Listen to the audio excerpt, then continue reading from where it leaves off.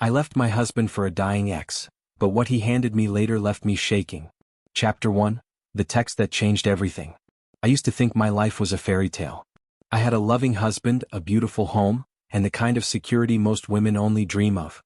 Damon, my husband, wasn't just successful. He was principled, strong, grounded. He made me feel like I was the only woman in the world. And when we got married last June, I thought that was it. The start of forever. Then, 3 weeks after our wedding, I got a text from a number I didn't recognize. "Elena, it's Dimitri. I'm sorry to contact you like this. I have stage 4 pancreatic cancer. I know I have no right to ask, but I need to see you. Just once." Dimitri. The man who broke me in every possible way years ago. He was a manipulative, cheating mess who I'd finally walked away from after I caught him in bed with my roommate. I'd spent years rebuilding after that heartbreak, and Damon had helped me feel safe again. He knew what Dimitri had done to me. Knew how deeply it had scarred me. So when I showed Damon the text, I expected anger or jealousy. Instead, he looked at me with those dark, calm eyes and said, "What do you want to do?" "I don't know," I whispered. "He's dying. I feel like I can't ignore it." Damon stood silently for a moment. Then he said it clear and firm. "You're an adult. Make your choice. Just remember, choices have consequences." He kissed my forehead like it might be the last time and went back to reading his contracts. That should have been my sign. But guilt is a strange drug. It clouds judgment, softens memories, makes you forget the reasons you ran in the first place. I convinced myself that I was being compassionate. That I wasn't betraying Damon, I was just helping a dying man find peace. So the next morning I walked into a quiet coffee shop and sat down across from the man who once destroyed me. And the second our eyes met, everything inside me sank. Because Dimitri didn't look like a man dying. He looked like someone who had been waiting, and I had just given him exactly what he wanted. Chapter 2. Boundaries and Broken Promises.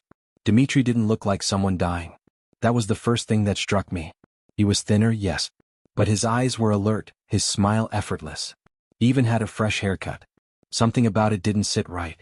But I'd already convinced myself I was doing the right thing, so I ignored the whisper in my gut that told me to run. He talked about regret. About how losing me was the turning point in his life. How the cancer had stripped him of everything but clarity. And how he had no one left. No family, no friends. Only me. The part of me that still remembered our early years, the poetry, the long drives, the way he made me feel like art, wanted to believe him. That maybe he'd changed. That maybe this time I could help someone without it breaking me. When I got home and told Damon what I wanted to do, the silence that followed was heavier than any shouting match could have been. He stood by the kitchen island, his protein shake half made, the blender untouched. He didn't ask why. He didn't argue. He just said calmly, "Then you'll do it. But not from this house." I tried to reason with him. Told him it would only be a few weeks. That I'd still be his wife, still be loyal, still come home. I said I wasn't choosing Dimitri, I was choosing compassion. But Damon didn't budge.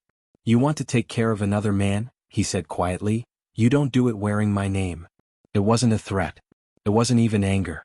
Just clarity. A line in the sand I hadn't seen until I was already halfway across. I left that night with my suitcase. Told myself it was temporary. That Damon would understand, maybe even admire my kindness. That everything would go back to normal when Dimitri didn't need me anymore. But kindness without wisdom isn't kindness at all. And what I was about to walk into wasn't compassion. It was a trap dressed as redemption. Chapter 3. The Price of Playing Savior. The apartment was damp, dimly lit, and smelled faintly of mildew. Nothing about it felt like a home. But I told myself it was temporary. That this was what compassion looked like, sacrificing comfort to help someone in pain. I slipped into the role quickly. Groceries, laundry, silent drives to so-called treatments he always insisted on attending alone. I gave up my classroom, my students, my income. Told the school it was a family crisis. Told myself I was being noble. But deep down, I was trying to fix something that had already broken me once before. The days blurred.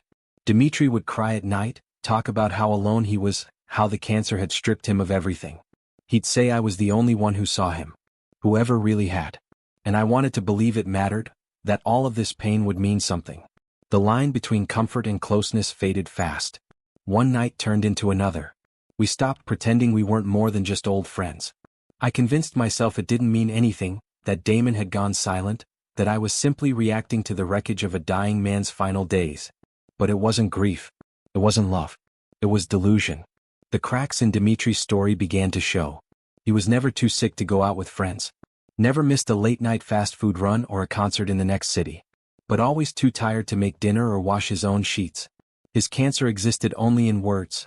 Never in symptoms, never in documents. Still I stayed. Until one afternoon at the grocery store, a casual run for cereal and paper towels brought it all to a crashing halt. I bumped into Kyle, one of Dimitri's friends from years ago. He looked shocked to see me. And when I told him why I was there, why I'd left everything behind, his face twisted with confusion. He told me the truth. The unbearable, humiliating truth. Dimitri wasn't dying. He wasn't even sick.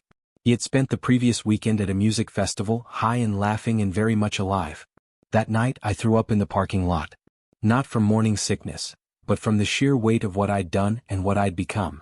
Chapter 4. The Door That Wouldn't Open. I drove back to the apartment in silence, hands clenched on the wheel, mind unraveling. Every tear he'd shed, every night he'd reached for me, every word about death and loneliness, it was all theater. And I had been his most devoted audience. That night I didn't argue. I didn't shout. I just asked him calmly for the truth. The denial came first, slippery and quick. Then the rage. The shame. The confession, if you could call it that. He didn't have cancer, just a benign growth, he said. Something small. Harmless. But it could have been cancer one day. He said he needed a way to get me back. That he knew guilt was the only string left that might still tug me toward him. And it had worked. I left him that night. Packed what little I had, walked down the stairs of that grimy apartment complex and never looked back. But the shame didn't stay behind. It followed me all the way home. When I pulled into the driveway of the house Damon and I used to share, everything looked the same, except it wasn't. The porch light was off.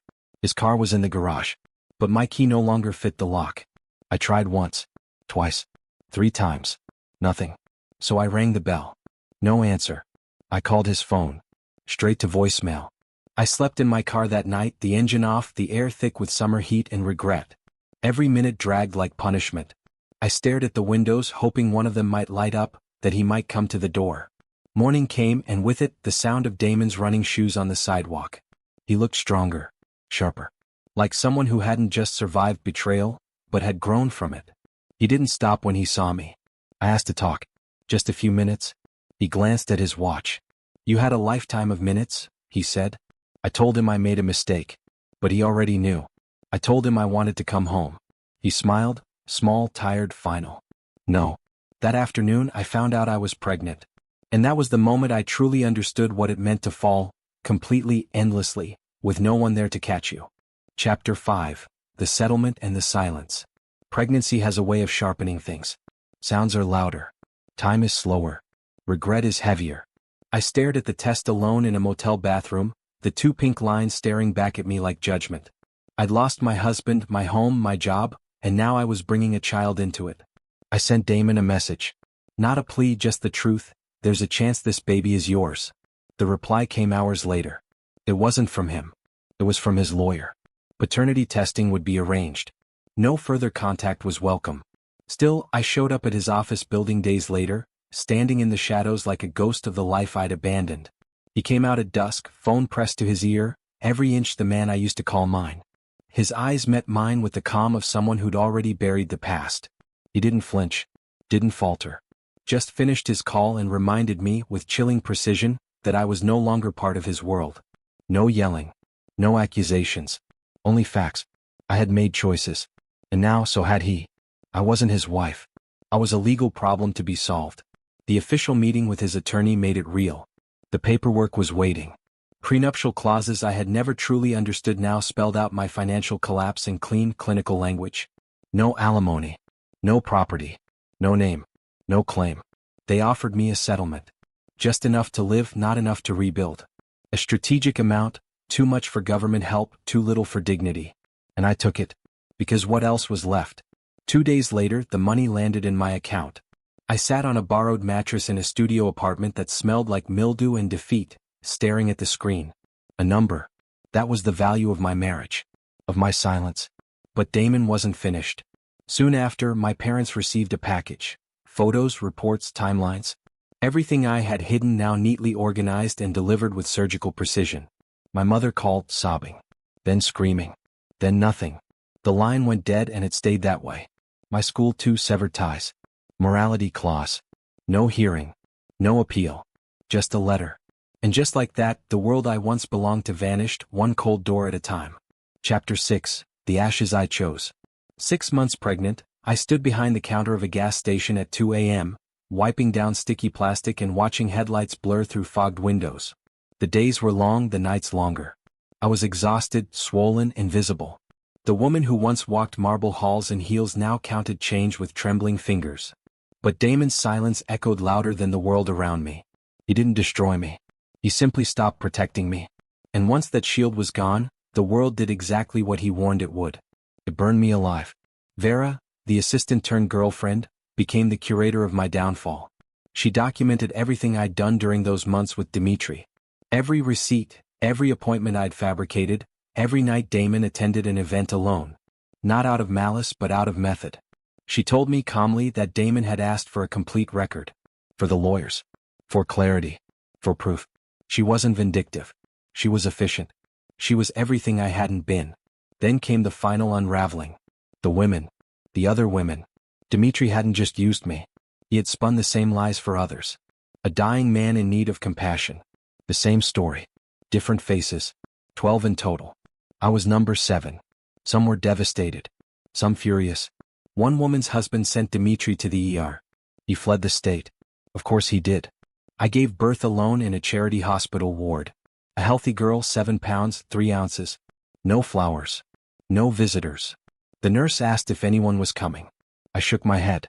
My parents hadn't spoken to me in months. My siblings disappeared. My cousin sent a card, handwritten, apologetic. It sat unopened on the table for days before I finally read it. Damon? I saw him once at the farmer's market. He looked good. Sharp suit. Clean lines. Vera beside him, tapping notes on her phone. He glanced at me briefly, then turned back to the apples. That second of recognition in his eyes was the closest thing to closure I'd ever get. And it was enough, because I finally understood. He didn't need revenge. He didn't need cruelty. He simply needed to let the world see me for who I had chosen to become. Not with rage, but with absence. Cold, quiet absence. The paternity test confirmed what I already knew. The baby wasn't his. The final message from his lawyer came short and clear. There will be no further contact. We wish you well. And that was it. Chapter closed. Story ended. Now, I live in a one-room apartment. I serve coffee at a diner by day and count every coin that goes into the jar by night. My daughter lies beside me on an old mattress, breathing softly, unaware of the empire her mother threw away. But one day she'll know. She'll know her father was a lie. That her mother made choices. That every ruined thing came from a decision made with open eyes and a foolish heart. And she'll know this. When someone shows you who they are, believe them. When someone tells you their boundary, respect it. And when life hands you something precious, something real, something rare, you don't test it. You hold it tight. You stay. Because second chances are fairy tales. And I stopped believing in those the moment I signed away my future for a man who never had a future at all.